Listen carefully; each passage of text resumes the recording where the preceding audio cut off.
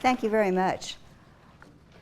I thought being asked to talk about Nietzsche and style, since style is greatly related to this tendency to seemingly contradict himself in Nietzsche, that I would focus on a line from Zarathustra that in a way is puzzling and certainly provocative. The line is, "Thoughts that come on dove's feet guide the world." Now, there's nothing too strange in Nietzsche about saying that thoughts guide the world. In fact, he's frequently contrasting men of contemplation with those of action, and saying that although much of the world takes action to be what's really important in shaping the world, people who act are really following the dictates of those who think and contemplate, because those who think and contemplate are the ones that introduce value, and it's value that drives action. But the idea of thoughts that come on dove's feet, that I think is a little bit less obvious. It becomes even more unobvious when one notes the context, which is a scene in which Zarathustra is alone with a voiceless voice, namely something within himself that keeps prodding him to actually give voice to a thought that he hasn't yet quite formulated and is clearly reluctant to do. And this voiceless voice, or this stillest hour in which he's completely by himself and hears this inner voice, keeps telling him, "Go ahead, Zarathustra." And when he says, "I can't, it will shatter me," she says, "Go ahead and break." She being the voiceless voice, which is female in German. So the question is, what exactly does it mean when this same voice says, "The thoughts that come on dove's feet guide the world"? I think part of it has to do with the whole experience of philosophy, and that's what I'm going to be arguing. That Nietzsche, in his many stylistic antics, some of which just seem outrageous and some of which seem to involve him contradicting himself, what he's really doing is suggesting, by inducing the experience of philosophizing, and from his point of view, hopefully philosophizing in such a way that thoughts that come on dove's feet actually arise. Now, actually, the problem of style in philosophy has been around in Western thought certainly since Plato. And Plato very famously has Socrates in the Republic comment that the poets lie too much, effectively. He urges the banishing of poets, even Homer, on whom Athenian education was largely based, from education, because, after all, much in Homer isn't literally true. This reinforces Plato's idea that truth is really what philosophers are after, and the problem with poetry is that it too often deviates from the truth. One can see this as related to rhetoric as a whole, the idea that one might want to say things in a way that are appealing to such an extent that one deviates from really what the message is, ideally the message being truth. Nietzsche is very interested in this idea, but he comes at it from a different point of view. His view is that philosophers are themselves poets. Here, poet means something broader than it does typically in English. It means something more like creative makers. And his suggestion is that philosophy itself is a form of creative making. And if that's the case, then philosophers presenting themselves as those who possess the absolute truth, who have come to this because of their absolute commitment, are deceiving maybe themselves, but certainly the rest of us, if that's what they claim they're doing. Now, Nietzsche obviously disagrees with Plato, but I think it's very interesting that he uses Plato's notion of the lying poet very often in his writing.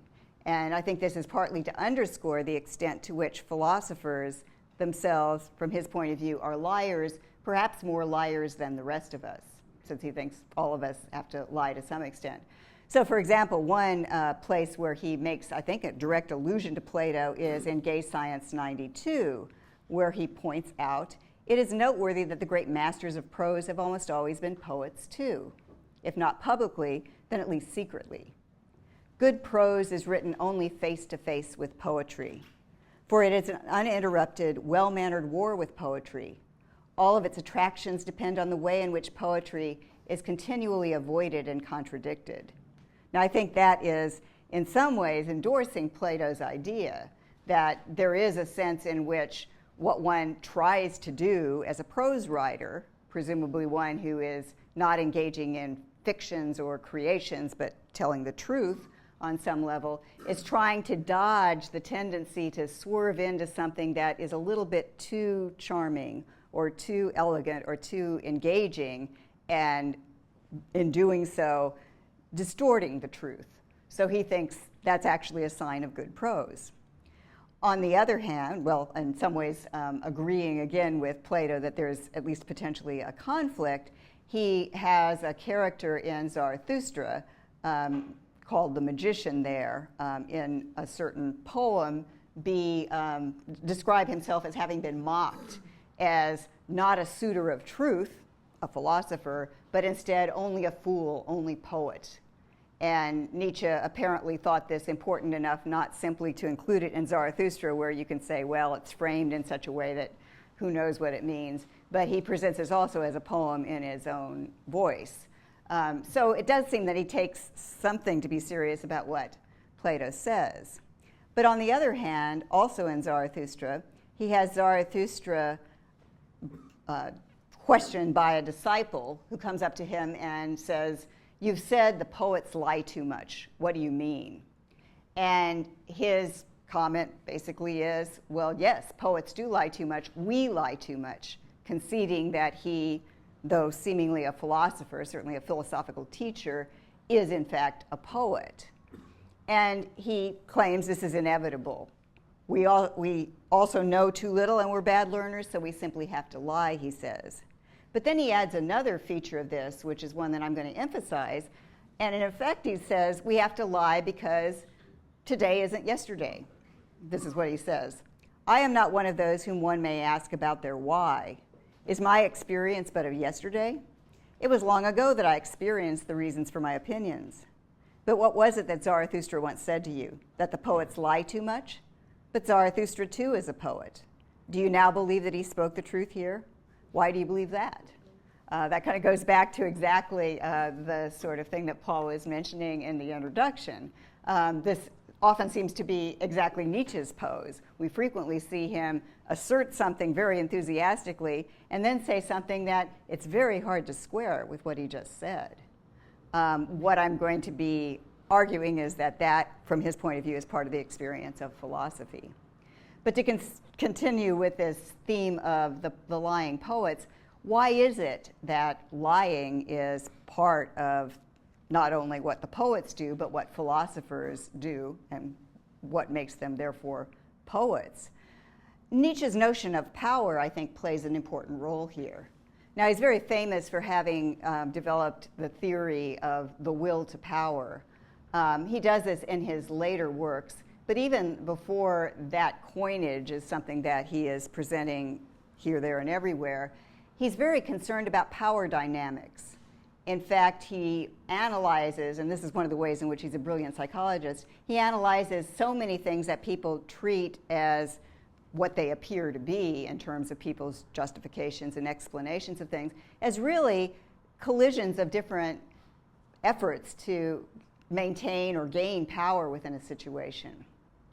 This notion of power has a number of dimensions that I think are relevant to the whole issue of style. One of them is simply that he thinks all of us are motivated by the desire for power, control, ability to assert our own influence in the situation and not be controlled by it. And that, of course, as soon as other human beings enter the picture, is going to involve interacting with them and their own similar desire to control the situation as much as possible. As a matter of fact, we tend also to want to think of ourselves in certain ways because those ways are empowering. So there's a certain motivation for deception on two levels here already. One is to present things to other people in a way that is going to maximize one's own influence. The second is to present oneself to oneself in such a way as to feel influential, to actually think of oneself as empowered, because he recognizes that one of the ways of being confident and empowered in the world is to just assume the pose. So already there's a tendency to incline toward deception. It's simply something he thinks comes with any effort to interact. Furthermore, he sees power as something that not only exists interpersonally, but inside the person as well. Although he doesn't analyze human psychology in the detail that Freud does, at least not from the standpoint of trying to identify specific drives, and even then Freud does it in collections, Nietzsche certainly thinks that we have multiple drives, and these multiple drives inside ourselves are all vying for dominance. He certainly thinks that much of what we do, what motivates us, isn't really conscious to us. And what, in fact, is conscious to us tends to be conscious to us in a way that is consistent with the behest of some drive. So whatever drive he thinks is most influential in us at any given time is going to shape the way we understand a situation. Consciousness, in other words, follows the dictates of drives which are largely unconscious. Consciousness doesn't dictate to the drives. Now, this creates a problem if what you want is the truth, because everything is going to be presented even internally, even before you start thinking about trying to get other people to agree with you or behave in certain kinds of ways that maximize your influence. You're going to have difficulty figuring out actually who it is that is seeing things as they seem to be at any given moment. Not who it is, whether it's someone else or you, but who are all these multiple parts of you that are drives, each seeking to control the display, so to speak. And there we end up having a real problem. So Nietzsche thinks there's no avoidability of lying if what you attempt to do is present anything that you have to say as the truth. Certainly we don't have the truth, the whole truth, and nothing but the truth. In fact, we don't even have the truth in that sense when we're alone by ourselves trying to understand how it is. There's always going to be some part of us that comes to the fore and manipulates things in its direction, and other ways that we can see things, drives that we have that assume the background. But this is continually changing, because after all, if we've got multiple drives, all of which are clamoring for expression, it typically is going to happen that these drives end up at different points taking over for each other, or basically removing one from dominance and taking over dominance themselves. So a philosopher who poses as a dogmatist, and this is the kind of philosopher that Nietzsche's continually railing against, but in fact just about every philosopher that he can think of, I mean, sometimes he just says all philosophers, are in fact guilty of lying. This is what he says about them at one point. Philosophers are all advocates who resent that name, and for the most part even wily spokesmen for their prejudices, which they baptize truths, and very far from having the courage of the conscience that admits this precisely to itself. So philosophers, in a sense, are something like double liars. They're liars like all of us are when we think we have the truth, because it's a way of looking at the world that is formulated by some drive within ourselves and not something that accurately reflects reality. Okay, in that sense, you might say, well, if we all do it, in what sense does it even count to say we're liars? Maybe it doesn't, but the second level is the problem that Nietzsche sees with philosophers. Philosophers see the truth as something that philosophers claim to have. They claim to have some special purchase on it, when in fact they don't, they can't, they ought to be honest enough to admit it, and that's what they don't do. They themselves want the kind of influence that comes with seeming to possess the truth, and therefore they are liars. Now, obviously Nietzsche considers himself a philosopher. So one question is, what should we make of what he says? Aren't you just like Zarathustra? Aren't you another person that claims that the poets are liars and you yourself are one of them? What do we make of that? I think Nietzsche in general does think that honesty is important. In fact, anytime you see him list virtues, which occasionally he does, honesty is definitely part of the list. And he frequently encourages philosophers, everyone, to be more honest with themselves. So what does that amount to if you're thinking about how a philosopher could be more honest? Well, obviously, one thing it has to include is an acknowledgement that dogmatic poses are simply that, they're poses. That any kind of dogmatism is not a reflection of the truth, but in fact, a kind of screen to avoid people's awareness that you are an advocate who resents the name. And a more honest philosopher would also acknowledge their own variability. So even if it's a bit comic when Zarathustra says, well, if I said that yesterday, who knows what why do you ask me about that? That's in some ways kind of silly, but on the other hand, Nietzsche thinks what most of us are not aware of is how much we end up changing and how much our views change just as a virtue of our own changing. In fact, when he attempts to clarify what he understands philosophy to be, he argues as follows. A philosopher who has traversed many kinds of health and keeps traversing them has passed through an equal number of philosophies. He simply cannot keep from transposing his state every time into the most spiritual form and distance. This art of transfiguration is philosophy. Now, I think there are a couple things to notice about that passage. One is that he thinks philosophy is a transfiguration of a state one is in. The other is that that state continually changes, and it changes along with what he's calling states of health. Now, states of health, how does that relate to philosophy? I think in a couple of ways. One, we could view this as really making the point that organic factors have much more to do with our thought than we are aware of. And I think that is one of Nietzsche's bold and really important insights. And he himself suggests that one of the ways that he came to this was just the experience he had, which most people would consider completely unfortunate, of being ill fairly often. He notices very clearly that when he's in a state of starting to convalesce from an illness, the immune system kicks in. And he even describes having been in that state as intoxicating. He described it at one point as feeling that he was attacked by hope, maybe showing how far gone things had seemed before that. But the very fact that changing from a state in which you are really feeling decline and very likely to feel a sense of conservatism with respect to your energies is going to have a very different effect on the way you view the world, what you understand reality to be, than the state when you're suddenly feeling that energy is coming, full tilt, and suddenly you can really take on the world. Those sorts of things are what he has to say about typical examples of changes of states of health.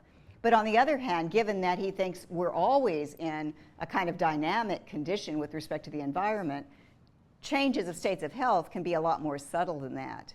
And frequently he does talk about ways in which things like diet, what one eats, the kind of environment one is in, whether or not one is in a room where the air is a little close, all of these things have an impact on the way we see things.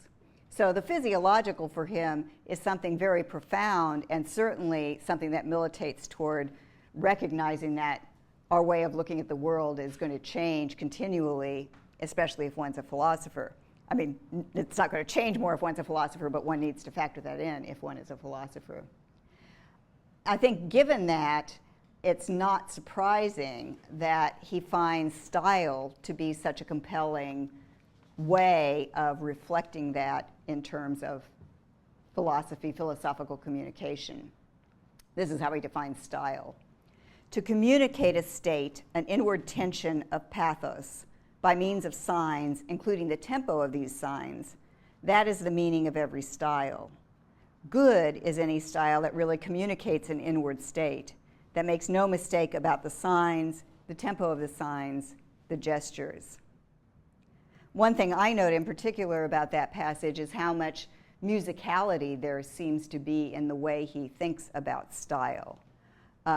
He's talking primarily, since this is in a context of describing his own writing of books, about written style, but the idea of communicating the tempo, tensions, often those are the kinds of things that one more associates with musical style. And I think that very much reflects his notion that to really communicate philosophically, to communicate this traversing of different states of health in a way that is spiritualized, that of course is going to involve some reflection of the way things change. And this is how I will eventually work my way back to the thoughts that come on dove's feet. But let's note some of the things that Nietzsche does stylistically that I think are somewhat on the macro level, or macro level but in specific cases.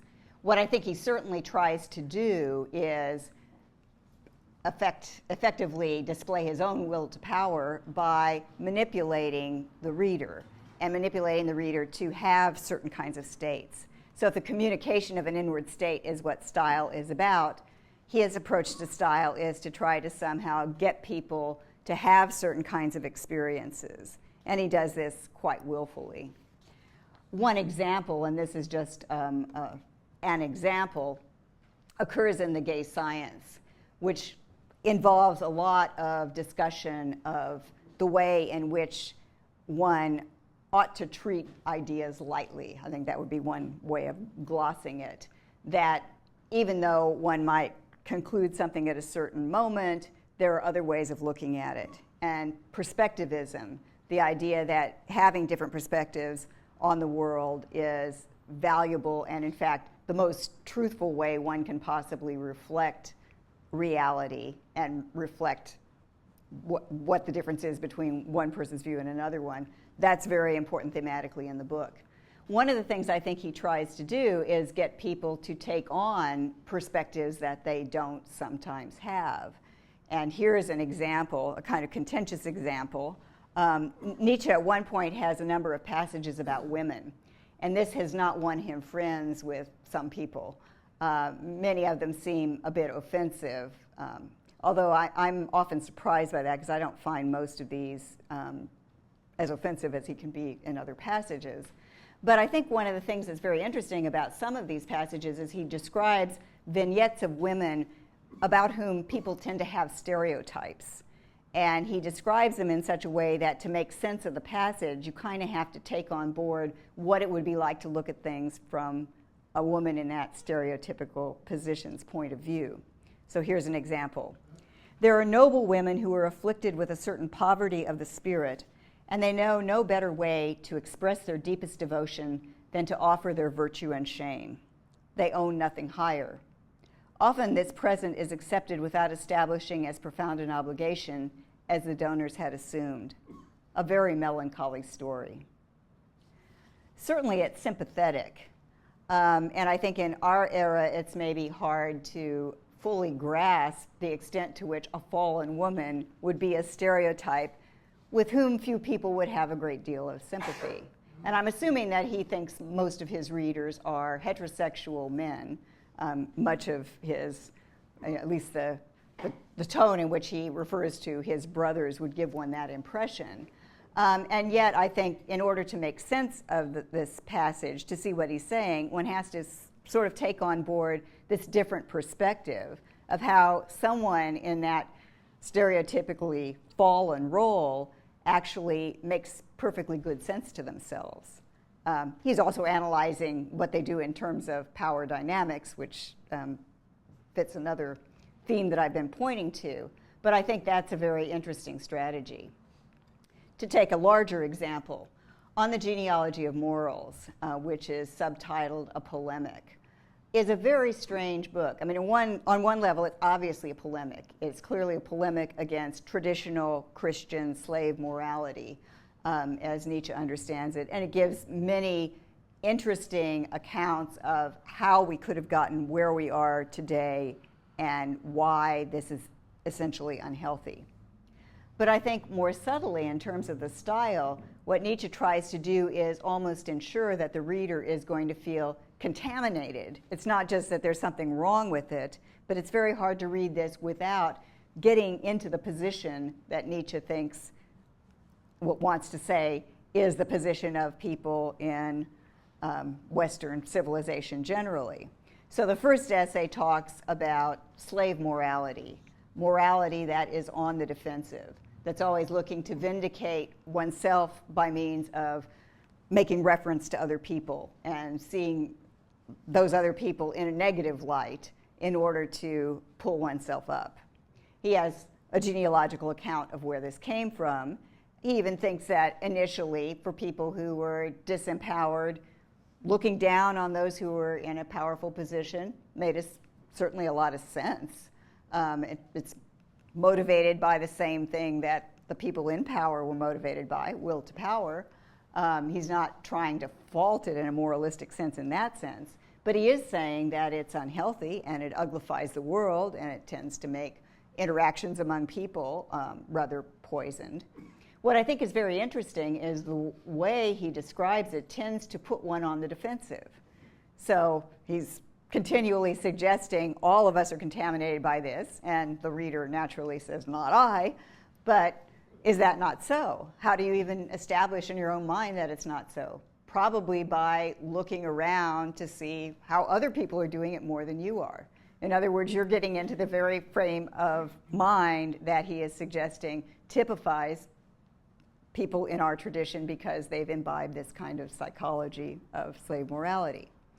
Second essay involves discussion of bad conscience, but it begins with a discussion of aggressive tendencies. Well, actually, it begins at the very beginning with talking about how cruelty has been used in order to teach people how to keep their promises and do the kind of things that are considered to be moral. In other words, we've instilled morality by means of punishment, and if one looks at history, pretty gruesome punishment at that.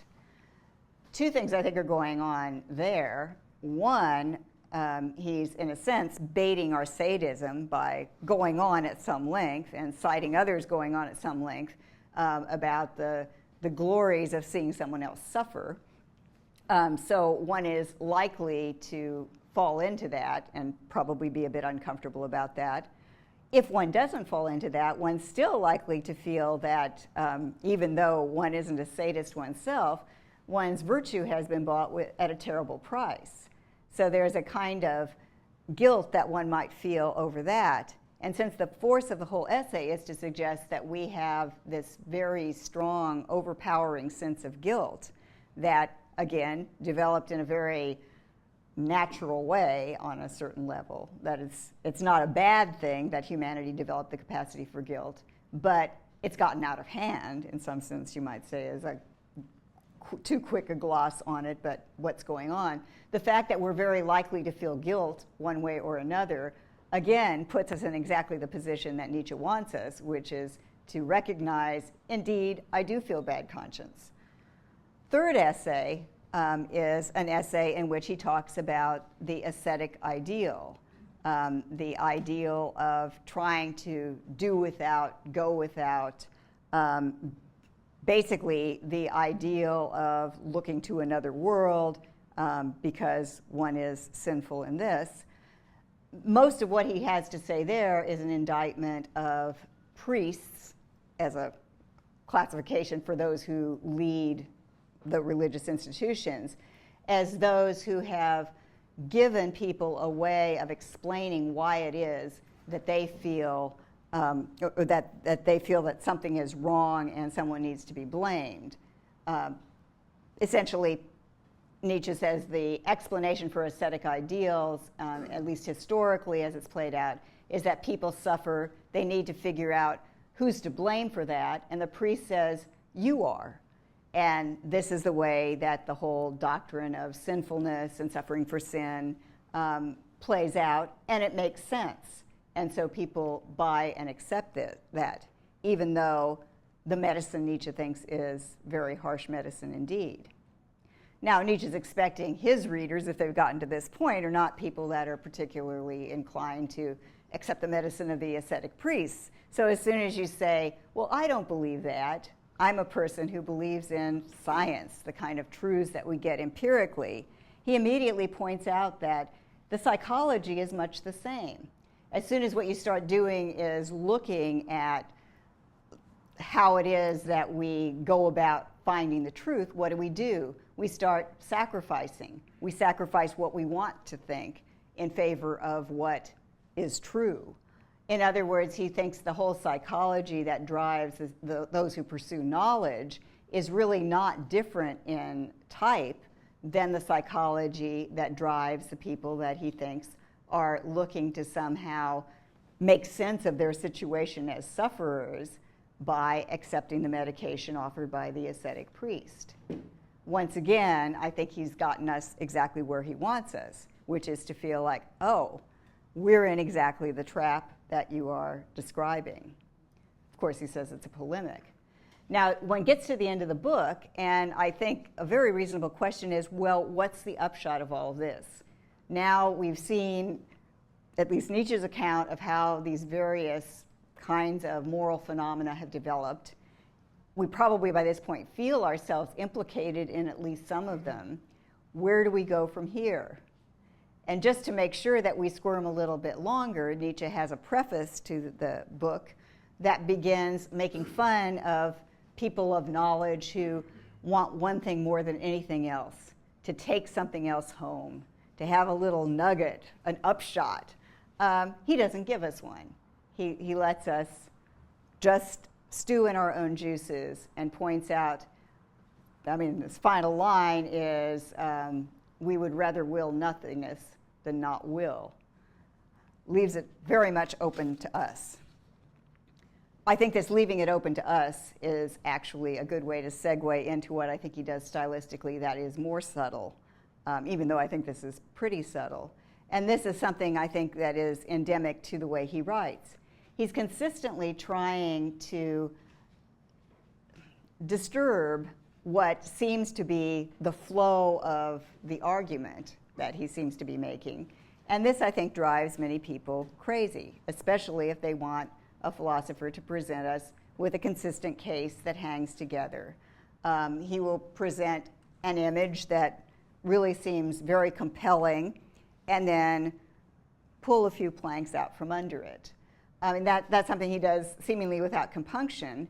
And one question is, why would he do that? I certainly can't imagine that it's because he's not aware of this. I think, in fact, it's very much to his purpose. So what is his purpose here? I think what he wants to do is suggest that philosophy actually involves reconsideration more than coming up with some nuggets of truth to take home with us. And it's the reconsideration that I think he's trying to force upon us in many of his writings.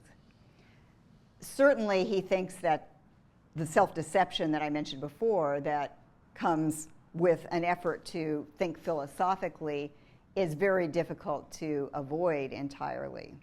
And one problem he sees is just with the apparent stability of words.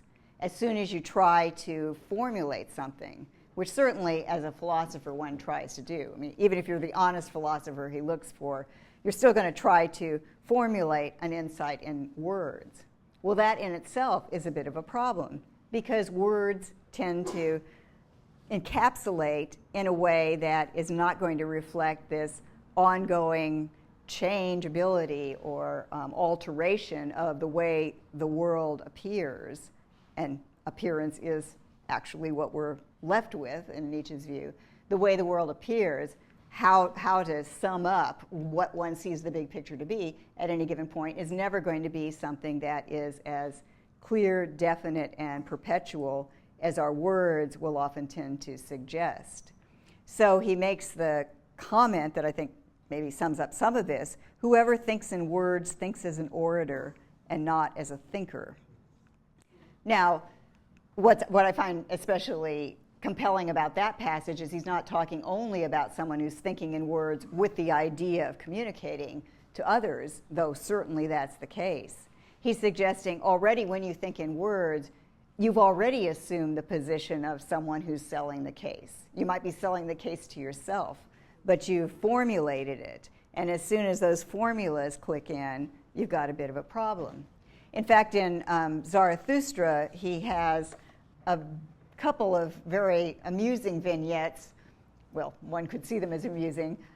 What's amusing, I find, is that he has this image of Zarathustra in a love triangle with wisdom and life.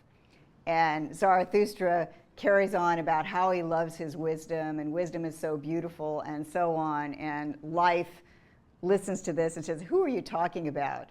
Certainly of me, but you shouldn't be saying things like that to my face.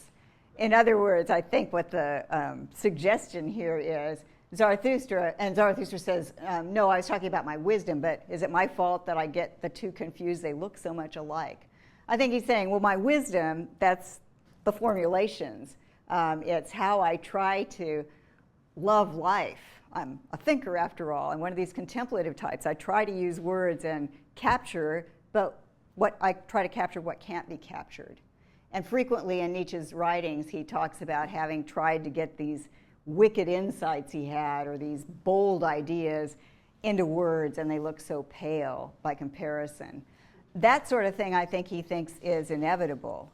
But there's also the sense that in thinking philosophically, what he sees as most important is to resist the effort to try to pin it down. As soon as you're pinning it down, you've lost it. And so he stresses the way in which truth reveals itself only once.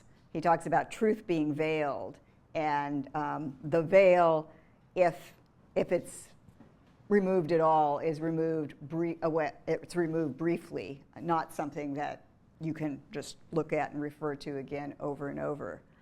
And I think this idea of veiling gets at the idea of always being on the alert to what's behind whatever the immediately attractive formulation is. In Beyond Good and Evil, he suggests this. The hermit will doubt whether a philosopher could possibly have ultimate and real opinions, whether behind every one of his caves there is not, must not be, another deeper cave. Every judgment is a foreground judgment. That is a hermit's judgment.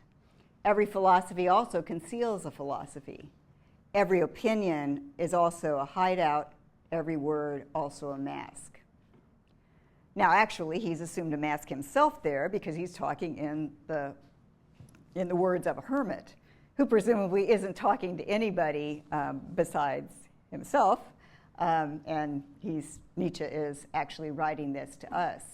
But I think he points to the position of a hermit to make a point, too, that if you take seriously what he says about the orator, as soon as you start trying to defend a position, where your philosophical formulation comes with the idea of defending it or presenting it or compelling others to it, then your agenda is very different from simply trying to have insight or to be able to recognize something, to see the moment when truth is unveiled. And so he encourages solitude for the thinker in order to avoid all of those kind of things. But at the same time, even that solitude is never enough simply to say, well, now I've got it. Because what happens in solitude, particularly slow solitude, solitude that allows for reflection or contemplation, it's not that one stays with a certain point. In fact, the thoughts that come on Dove's feet, and I think this is what he has in mind, are those thoughts that arise after you allow a certain insight to have its moment for you. If you think any further, it's often thinking, well, but on the other hand, or yes, but we shouldn't forget. In fact, these are the kinds of things that Nietzsche himself uses as segues very often, and I think that's how he tries to induce something of this frame of mind for us. He also speaks of trying to slow us down. So at one point he comments, perhaps I'm a philologist still, that is to say, a teacher of slow reading. In this end, I also write slowly. Nowadays, it is not only my habit, it is also to my taste. A malicious taste, perhaps? No longer to write anything which does not reduce to despair every sort of man who is in a hurry. So I think what he is deliberately trying to do is slow the reader down and create so many impediments to just taking some idea he has and running with it, precisely because he himself objects or qualifies or steers the discussion into a slightly different angle on things, so that what he's trying to do is give us the experience of philosophy in which thoughts that come on dove's feet can actually arise for us. And so his double takes, his superficial contradictions, his tendency to have some displacing realization happen, I think all of these have to do with his notion that we never have done with it if we're thinkers. And as thinkers, we shouldn't have done with it. And the honest philosopher is going to be one who doesn't ever attempt to have done with it. So from that point of view, what he thinks philosophy shouldn't be is a defense of entrenched positions, maintaining one's case. Instead, I think he thinks if one finds yourself doing that, time to get by yourself, slow down, and allow thought to actually happen. At one point he says, a thought happens when it will, not when I will. And I think that's exactly what he is getting at when he talks about thoughts that come on dove's feet. Now, of course, he has his own thoughts. He has lots of opinions, and some people might read Nietzsche as a man of so many opinions it's hard to imagine that what he's really trying to do is get us to subvert them. But I think that even that is a way of provoking our experience of philosophy, if only by getting us to challenge what he says. That maybe starts the possibility of having our own realizations. And I think this art of realizing and then thinking again is exactly what he thinks philosophy is and what his writings cause us to experience. Thanks.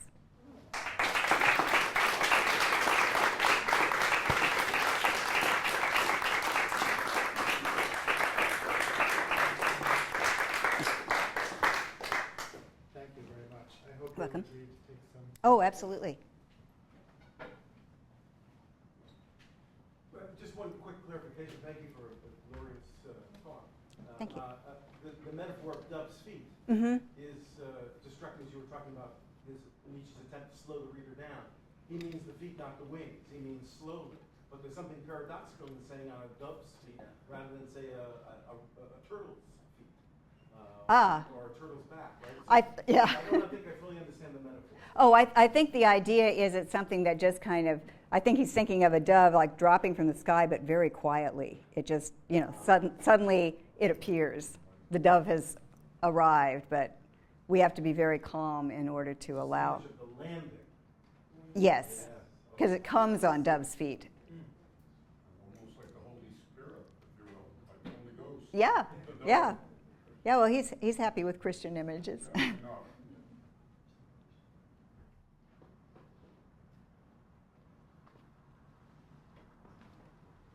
always have questions as this kind of moderator, but then someone has to nominate me.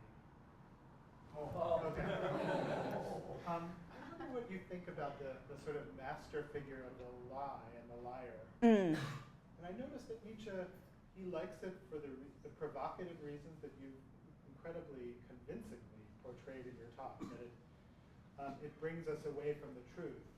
But there's a kind of truth to the liar that you could get stuck in, and it sort of makes reference to a truth that it's not. So to say, this is a lie, deception is good, and some people take Nietzsche to be saying that. It also, it doesn't work without its opposite. Right. Right? I wonder if you think that that Nietzsche falls into this trap, or that whether he still maintains a certain minimal value of truth, that is to say, the truth of lying, the truth of the will, the truth of something that's not as grand as the truth. Ah, yes, right. That there's some truth concept operative there that you could point to. Yeah, well, I certainly think he thinks, I mean, there is a truth concept that he has in that he's talking about honesty. So I think that does make reference to some kind of truth concept, but the question is what kind? Or is one being honest to the way things appear to one, or does one have some subterfuge behind it? That would be, I mean, the truth of the way things appear to one, if you will, but that isn't going to be the whole truth. But then I think he also thinks that there's a sense in which a lot of this collapses. If you think that human beings don't have access to the whole truth, then if you're going to call what we have lying, it seems that that's kind of a term that no longer applies, because after all, that's only by reference to something that we don't believe we have anymore. So I think that he would say, yeah, if we give up this dishonest pose of having this kind of truth, then the result isn't everybody's a liar, or only in a playful way, but the fact we're on an even playing field, and that's what we should have acknowledged to begin with. But I think he thinks that certain poses can be lies, and the pose of having what he thinks clearly we don't have, that would be something he would find deceptive and lying. I wonder if you'd say more about your own, or what you take Nietzsche's account of experience to be. It's a word at the center of your talk. Right. You're talking about the experience of either doing philosophy or reading philosophy. Experience is central to it, but it's one of those words that can be taken in lots of different ways. Sure. And I think Nietzsche even himself tends to oscillate between Erlebnis sometimes and Erfahrung other times. So sometimes experience is this accumulative, temporal gathering of your experiences, what you've learned along the way. Sometimes something more like the affective charge of a shock or of a discrete event is an experience. So is there a way to finesse Nietzsche's account of experience along those different, or perhaps more, style yields or furnishes even other ways of understanding experience, but just more on that central word? Yeah, well, I mean, the way I was using experience was closer to what you view as the affective charge, Right. but not without the thought content that goes with it. So it's a very heavy on the cognitive side of experience. I think a lot of times experience in Nietzsche, I think there is a lot of emphasis on experience in Nietzsche, in part because so much of philosophy or knowledge tends to focus on what he calls concept mummies. I mean, it's sort of like as soon as we get the concept down, we're done. And that, from his point of view, is, I mean, that's no end at all. I mean, that's not an end and it's not a goal, and it doesn't really do anything for us. So I think he's much more interested in philosophy that relates to our ongoing experience, and he thinks that's very difficult to do. In some ways, it's easier to say, well, this is, I mean, assuming you think you've got the truth, building up the conceptual structure, he doesn't see as so difficult. But somehow being honest to the ongoing vicissitudes of our experience, that's really the challenge. And he thinks that's what we need, especially if we're operating in a context where God is dead. We're operating on this plane rather than trying to see everything in terms of some other world where there's a symbolic significance or some kind of significance that's more important than the significance we give it here. If what wisdom, philosophy, life is about is what's going on here, then philosophy better reflect that. So that's where I'd see that. But surely, like what you've gained over time in terms of knowledge would be part of that. So I wouldn't see the two poles as so far apart. Yes? These are just comments, but if you have anything to say about them, I'd love to hear it. About the nature of thoughts, where they come from. That's kind of the basis of this talk. I'm thinking of Buddhists, maybe Tibetan Buddhists, and I might get this screwed up. Thoughts they're a natural expression of the great ground of being, You know, that's the way Mm-hmm. reality is. It just arrives. That's the display, the nature. Mm-hmm. The other thing is just about style. I guess, I just sort of Derrida, stilo, style, and all this Uh-huh. other stuff. I'm thinking of Picasso really more than anybody. Style coming out of what you have to express, And he had a zillion styles. I mean, he had every kind of, Oh, yeah. he had at his command, maybe each work its own style, although there's kind of, genres of style. That's all. Mm-hmm.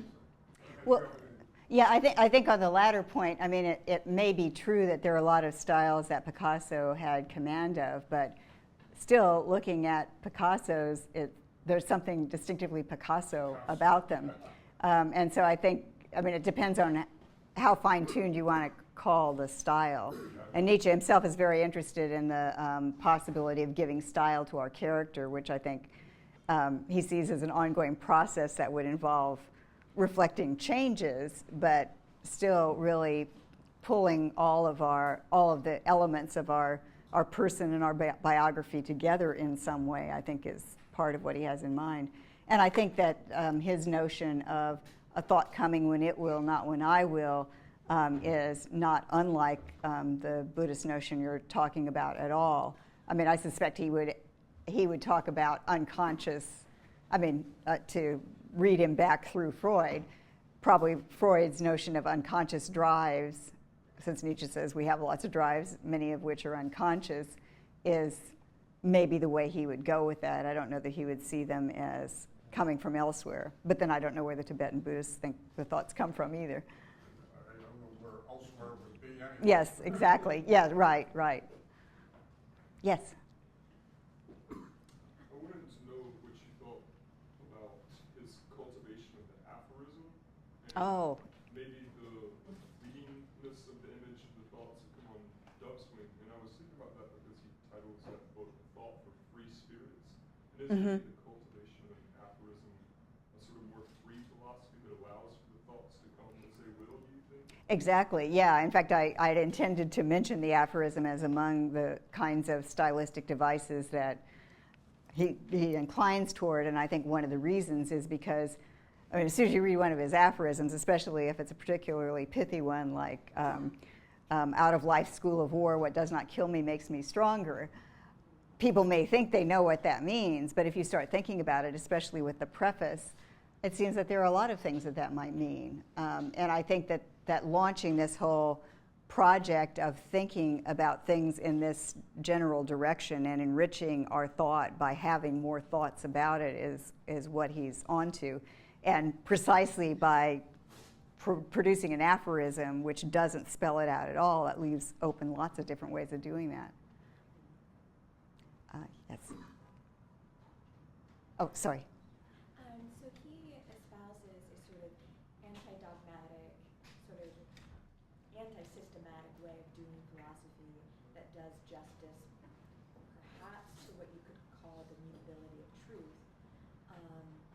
And we see that he's in some ways maybe offering himself as a model for doing it, though he would, of course, in some ways also want to undercut that as well. Is there anyone or any other philosopher that he thinks has sort of got the right way of doing philosophy? I suppose some of the French aphorists might strike him as operating along the lines that he thinks are worth cultivating. I don't know. There's certainly philosophers he praises for different purposes, but his indictment of philosophers as assuming this dogmatic pose does seem to be pretty general most of the time. Yeah. Yes. This sort of pervasive criticism of I guess, systematic thinking in science and stuff like this kind of remind me of, we had a discussion of genealogy of morals in a philosophy of science class this semester. And I remember the feeling that he has no evidence, it's just a bunch of intuition and shooting from the hip. Uh-huh. And it raises the question, what kind of premises he has for prioritizing just his own personal intuition? Mm-hmm.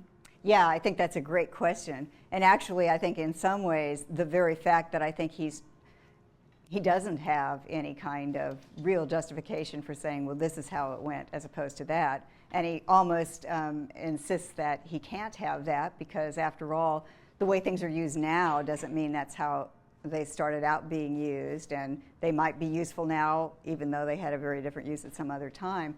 But I think the way he makes his case, and he does admit it's a polemic, so he is suggesting it's going to be a lot of heavy rhetoric, is to actually get us to indict ourselves. So if we see something in this that fits, maybe it's worth thinking about some more. I mean, I think that's... like a trick. Well, it is a trick. It's a trick, but I think it's one that he thinks might be useful. I mean, I think he expects that it will be to a lot of people. But yeah, it's not what you would expect in science, certainly. Yes?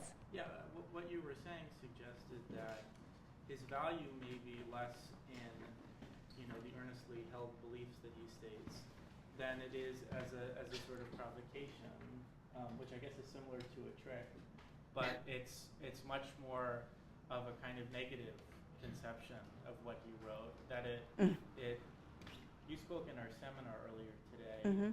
About Nietzsche's desire to, or aspiration to a class of cultural people who could exist in the West at some point, people whose lives would be centered around culture and the creation of culture. Mm-hmm. And what you described seems to resonate with that pretty strongly, that here we're put in the situation, we're faced with quite abrasive views, we're put in uncomfortable situations, and we're forced into the position of a philosopher. Or to put it another way, Nietzsche gives us this extremely very heterogeneous style, and we are sort of put in a position where we have to piece together what that style actually means. Yeah. Which puts us in the position of that class of artists that he imagines might populate society at some point. Yeah, I think that's a very important point.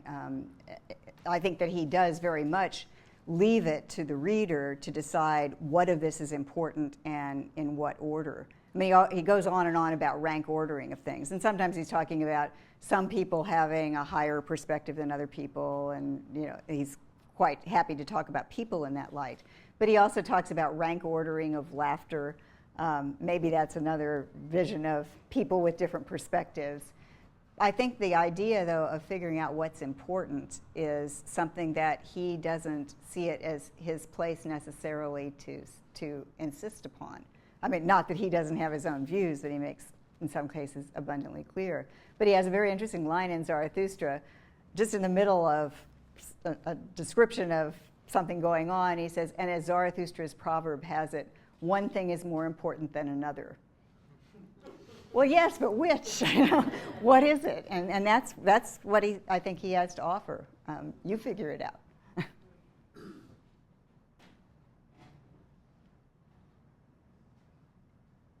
Other questions?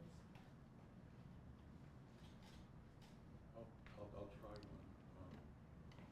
So I was taught in ancient philosophy that Plato's rejection or banishment of the poets and dramatists and so forth has a lot to do with arousing emotion in children.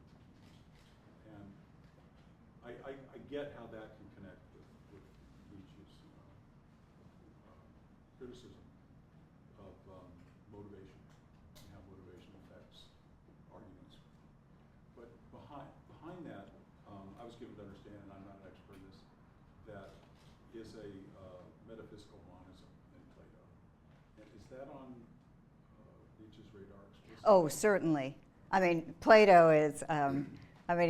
Plato is a philosopher he loves to hate, sort of. I mean, Plato is both his model and one of his worst enemies, and part of it is that Plato is a dogmatist of the worst sort. In fact, he even has a little vignette where he has, he kind of lampoons Plato by saying, I, Plato, am the truth.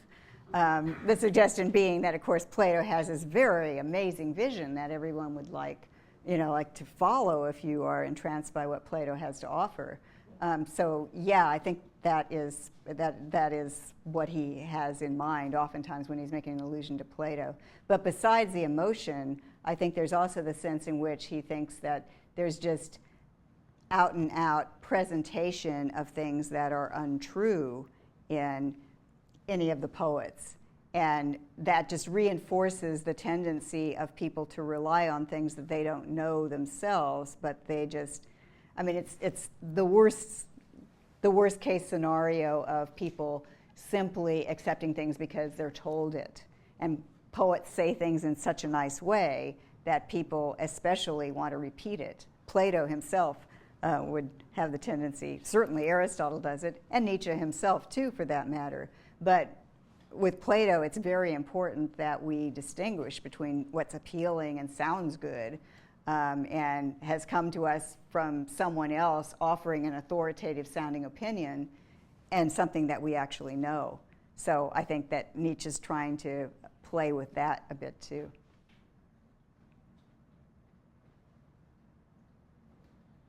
Okay, I believe there's a reception, so you're welcome to stay and have something to eat and drink and talk further with our speaker, but let's thank her again.